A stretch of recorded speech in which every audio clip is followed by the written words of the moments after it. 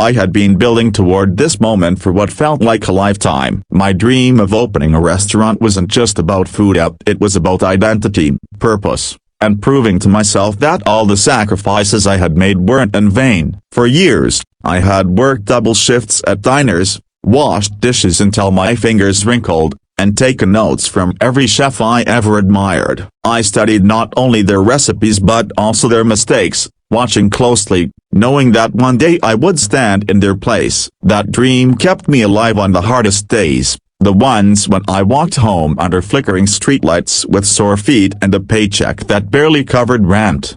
The restaurant I finally opened wasn't enormous or flashy, but it was mine. The lease had nearly bled me dry, and I spent months sleeping on the floor of the half-finished dining room just to save on rent. I had painted the walls myself, the color of warm cream with golden undertones, because I wanted guests to feel welcome the second they stepped inside. I chose every light fixture, making sure the glow would be soft, like candlelight, to encourage people to linger and talk over dessert. I even scoured second-hand shops for weeks until I found the perfect vintage chairs and polished wood tables. Each one was sanded and varnished by my own hands, as if I could pour all my hopes into the very surface my guests would eat on. The menu was where my heart lived. Each dish told a story. The appetizers drew inspiration from the meals my mother once cooked when money was tight, simple, hearty, and flavorful. The entree-tilde copyrights were a mix of everything I had learned on my culinary journey, refined but not pretentious. And the desserts, a broken bar, those were mine. My secret joy. I had spent years perfecting recipes, balancing flavors like a composer balancing notes in a song. That night, as the ovens warmed and the smell of freshly baked bread filled the room, I felt proud, nervous, yes, but proud in a way I had never felt before. The night of the grand opening, I woke up before sunrise. My excitement wouldn't let me sleep. I checked every detail twice, then 3 times. Flowers for the tables arrived, and I arranged them carefully, small white roses in slender glass vases, delicate and understated. Balloons with grand opening and shiny gold letters floated by the entrance. Even the sign above the door, with the restaurant's name painted in bold, elegant script, seemed to glow brighter than usual. But what really made my chest swell with anticipation wasn't the DA copyright core or the menu, it was the thought of my family seeing all this. For years, they had listened to me ramble about opening a restaurant. They had heard about my setbacks, my struggles, and my tiny victories. I had imagined the moment over and over again. My mother walking in and smiling proudly, my siblings clapping me on the back, my cousins filling the tables with laughter. I had invited them all, personally calling each one to tell them how much it would mean to me to have them there. Their voices on the phone had been encouraging, some even teasing me about finally achieving the impossible. I wanted this night to be as much theirs as mine. I wanted them to see that every late night I had missed family dinners, every holiday I had skipped to work an extra shift, every exhausted phone call where I promised I was fine, it had all been leading here. I wanted them to taste the food and say, "This is who you were meant to be." As the clock ticked closer to opening time, my nerves grew sharper. I changed into my best outfit, a crisp black shirt, polished shoes, and an apron that felt like armor. My staff, just a small team of friends who had believed in me enough to help us, stood ready at their stations. The kitchen was buzzing, knives chopping in rhythm, pans sizzling, and the oven humming softly. The dining area sparkled. Everything was ready. When I unlocked the front door, the cool evening air rushed in, carrying with it the faint sounds of the city, the laughter of passers-by, the distant hum of the traffic. The open sign flickered to life, and my heart skipped a beat. This was it. This was the moment I had dreamed of for so long. The first customers weren't family, but strangers. A couple holding hands walked in, drawn by the warm glow of the lights. They looked around with curiosity, then smiled as they were seated. I greeted them personally, offering the menus with a nervous grin. Soon after, a small group of friends entered, chatting excitedly. My chest tightened with both pride and anxiety as I watched them settle in, but my eyes kept darting to the door. Any moment now, I thought. Any moment, my family will arrive. I imagined the door bursting open, my mother's familiar laugh echoing through the room, my siblings rushing to hug me, my father nodding quietly with approval. Minutes turned into an hour. Tables filled slowly, but not with the faces I was waiting for. I smiled at each guest, explained dishes with passion, and made sure plates left the kitchen perfect. Outwardly, I looked calm and professional, but inside, every tick of the clock felt heavier. The door would open, and my heart would leap only to sink again when it was just another stranger. I told myself they were running late. Traffic, maybe, or perhaps they were planning to surprise me by arriving all at once. I clung to that thought as I poured wine, as I checked reservations, as I carried trays with trembling hands. I prayed no one noticed. By the second hour, the restaurant was alive with chatter and clinking glasses. Guests were laughing, complimenting the food, and snapping pictures of their meals. From the outside, it looked like a success. But the one thing I had wanted most, the sight of my family there, celebrating with me, remained missing. Each empty table I had saved for them felt like a silent accusation, a reminder that the people I loved most hadn't shown up.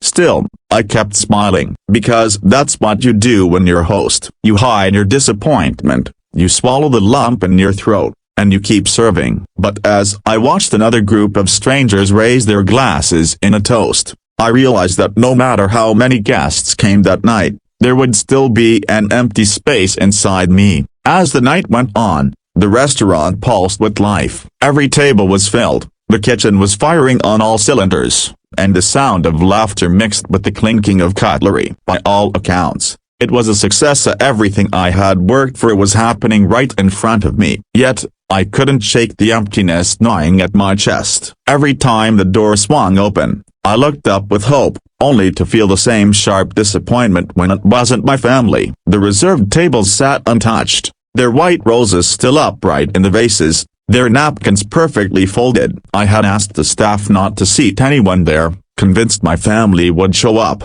But as the hours slipped away, those tables became a painful reminder. Guests who walked in asked why those spots were closed off, and I forced a smile, muttering something about a late reservation. Inside, I felt like I was lying to myself more than to them. When the last guests left and the open sign was turned off, silence settled over the restaurant. The balloon swayed slightly in the air from the draft of the closing door, like decorations left behind at a forgotten party. My staff, exhausted but cheerful, congratulated me on the successful night. They laughed about the busiest moments and complimented me on how flawless everything had gone. I thanked them, forcing my lips into a smile, not wanting to dampen their spirits. But when the last of them left and I was finally alone, the weight of the night came crashing down. I walked slowly through the empty dining room, fingers grazing across the backs of chairs, the edges of tables. The plates were cleared,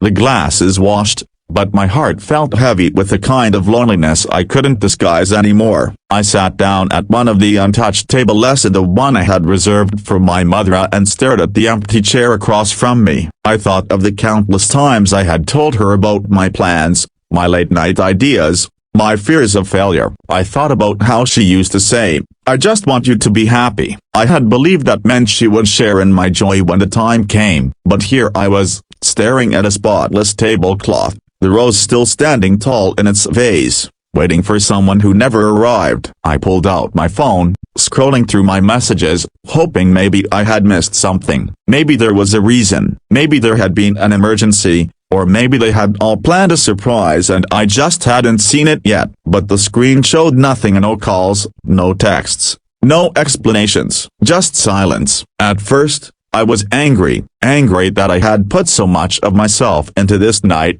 into this dream, and the people who were supposed to be my foundation hadn't even bothered to show up. Angry that I had reserved the best seats for them, held out hope until the very end, only to be left sitting there like a fool. Then came the sadness, a hollow, aching sadness that made me feel smaller than I ever had before. It wasn't just about their absence, it was about everything their absence represented. The years I had spent chasing something they might never have believed in. The countless times I had sacrificed time with them for this dream, only to discover that maybe, to them, it had never mattered. I wanted to cry, but the tears wouldn't come. Instead, I sat there in silence, staring at the candle flickering on the table. Its flame was steady, unbothered by the storm of emotions inside me. I realized then that the restaurant, for all its beauty and success that night, was just a building. What gave it meaning was supposed to be the people who filled it. And while strangers had brought laughter and life to the room, the people I had longed for most had chosen to stay away.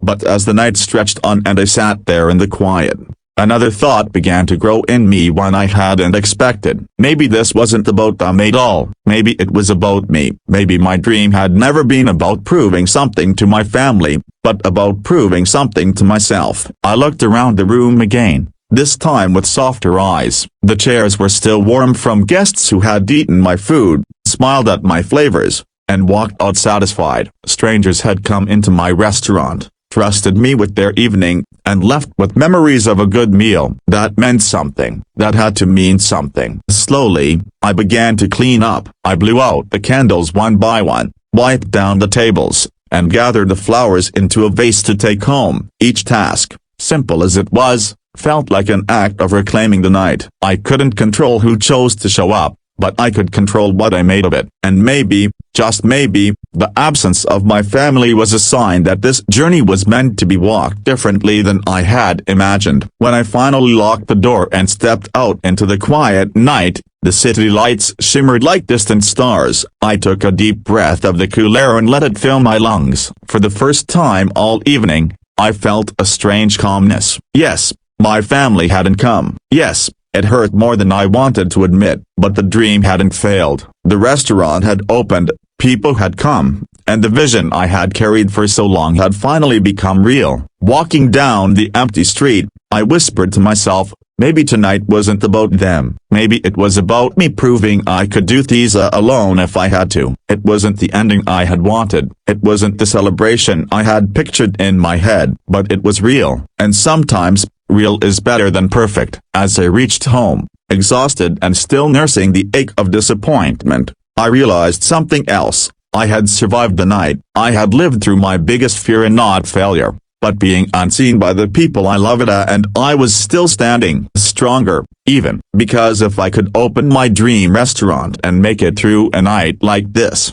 I could make it through anything. And maybe one day, when my family finally decided to walk through those doors, I'd be really not desperate for their approval, but proud to show them what I had built, with or without them.